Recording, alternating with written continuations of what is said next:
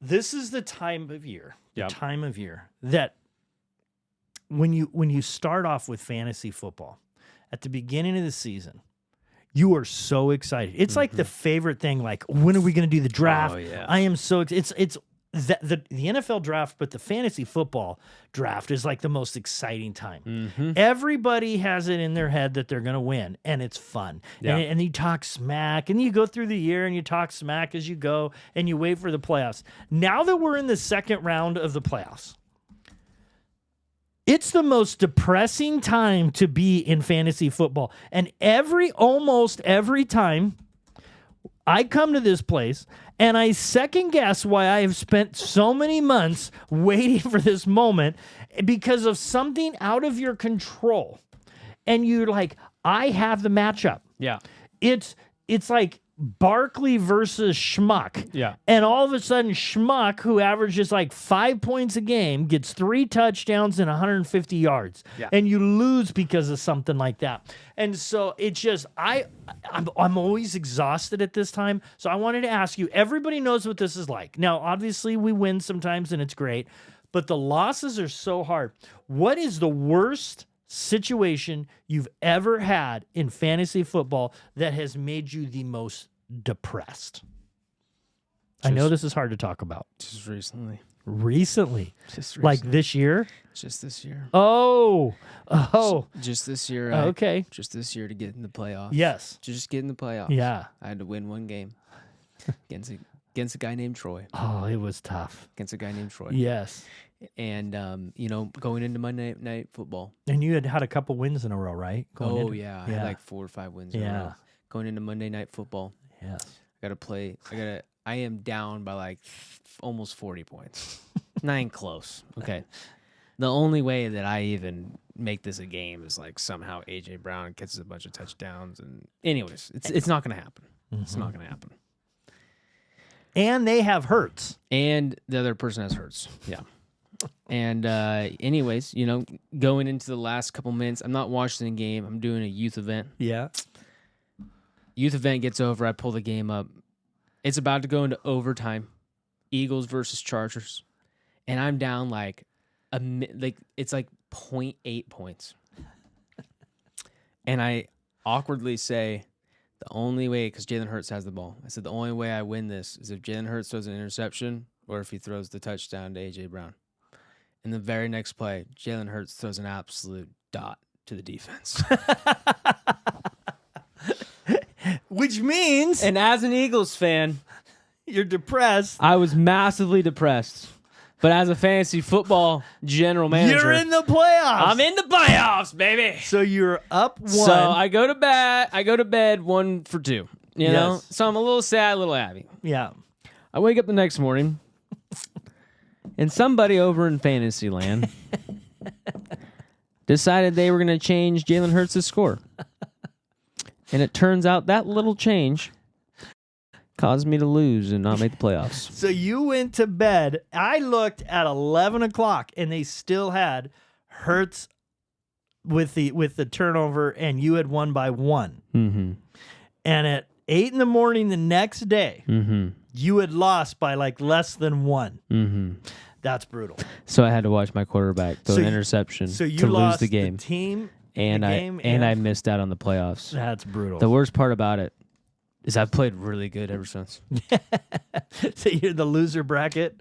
Well, okay. So here's my loss. And if you guys want to write in the comments your worst loss, we want to have a therapy session together. I'm in the playoffs. I'm going for the championship. I have it. I've got your Philadelphia Eagles, Brian Westbrook, as my running back. Oh, he was good. He's at the 3-yard line. They have the lead by a few points. Don't remember exactly. And if he scores the touchdown, okay, game over. Game over. And they're running the ball because they're up, right? Mm-hmm. They get it. There's a crease. Not a crease. The parting of the Red Sea. I know this play All too. he has to do is go right into the end zone with nobody in front of him. He goes right up to inside the 1-yard line, and decides he's going to pray. And he takes a knee and he just stops. Now, the reason he's doing it is noble because he's like, okay, the only way we can lose is if they get the ball, score a touchdown, onside kick, score a touchdown. The odds of that happening are ridiculous. I just needed him to score. And he goes down and lets them knock him down, finally touch him inside the 1 yard line. I lose fantasy football championship because of that. That's so criminal. That's brutal. That's criminal. So, and I, you know what? And this is true. I didn't play fantasy football for like a decade. It was about a decade. Yeah. It was too much for me. And I took it back. and here I am this year. 12 teams in our league, right? Yeah.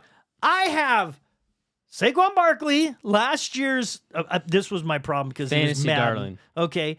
Christian McCaffrey, Justin Jefferson. I mean, Brock Powers. Yeah. And you had last year's MVP team. Yes. It was like I just got the wrong all-pro year. And then they all sucked. Yeah. And then I lost. And then I didn't even care this week. This I week, think the biggest takeaway from fantasy football this year is? Yeah.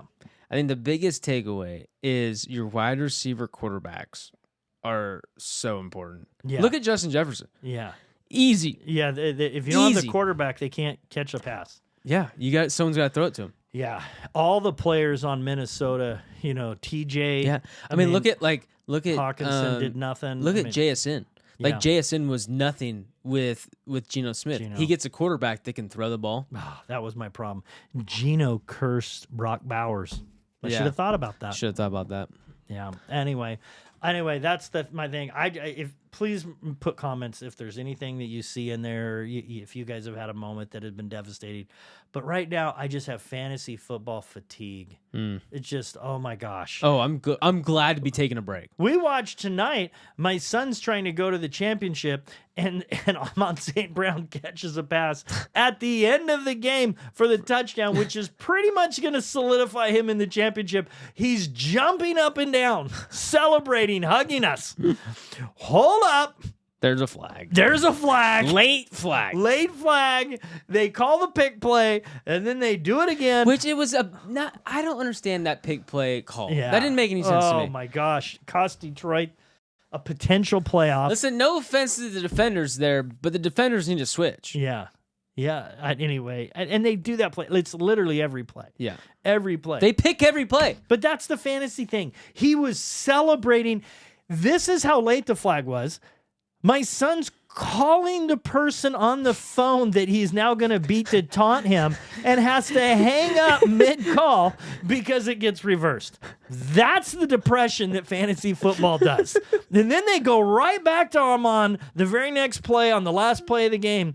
And the wild and wacky play that ends at the 1 foot line, then he reverses it back to Goff, all for nothing because there's another flag. Game over. This game, I'm telling you, I don't drink, and I'm really glad I don't drink. Or think of like Drew, right? He starts Chase Brown this week, whose his average for the year is like 8 points. And he got what 30 something. He had 3 touchdowns. Yeah.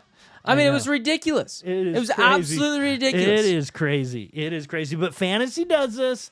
Fantasy's a problem. This is what Fantasy's an happens absolute when problem. you are rooting for somebody and they'll rip your heart out. Put the comments in the section. Please subscribe if you like what you're seeing, and we'll see you guys next time. Peace.